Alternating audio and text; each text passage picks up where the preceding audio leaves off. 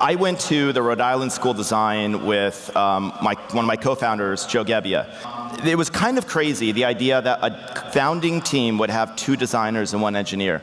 It was so crazy that I remember when we pitched one of our first investors, he said, "We love everything but you and your idea." And one of the things they meant is strangers will never stay with other strangers, and designers don't start companies. In the year 2000, when I was there, I studied industrial design, and there was this whole mantra: how do you get design in the boardroom? And Joe and I, maybe we didn't know any better, we thought, what if design just ran the boardroom? And that was the whole premise behind Airbnb. Lawyers never have to justify their job. Like, well, or a CFO doesn't have to justify like why you need a CFO. And there's very few functions where people feel like they have to constantly justify their job. And designers seem to constantly do it. Designers seem to constantly justify their job. I think that designers are probably a little too self-conscious. I think that designers should have a nerve, and they should ask themselves, like, what are we trying to solve? And be a little less compromising. I don't mean to be completely difficult inside the company, but I think that design as a function has probably ceded too much ground. I think that designers should not be just focused on services, they should be focused on user flows. I think that you should only ship something that you're proud of. Don't test something until after you're happy. Because ultimately, the artist in you should first and foremost make something for yourself. And when you love it and you're proud of it, now you're ready to put it out to somebody else.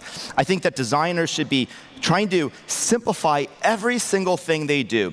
And I used to think simplifying was removing things. And what Johnny Hiroki at Apple taught me is that's not what simplifying is about. Simplifying is distilling something to its essence. And to distill something to its essence, you have to deeply understand it. It's physics, it's first principles. And then I think there has to be a sense of craft, obsessing over every single detail. And then I think if you're in an organization, you have to use their language and explain why it benefits them. If people love our products, they're going to want to buy more of them. What is the goal we're trying to do? Well, the goal is we need to grow this thing. Well, why do we need to grow this thing? Growth is not a goal. A designer can do more than move pixels on a screen. Design is much more than a department. It's a way of thinking about the world.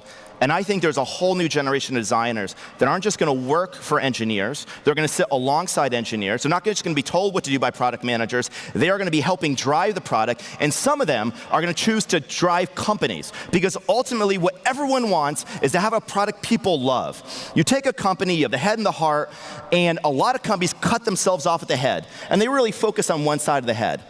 But most people are like, they don't think like that. They want a product that is deeply loving. And so that's kind of our story of what we did.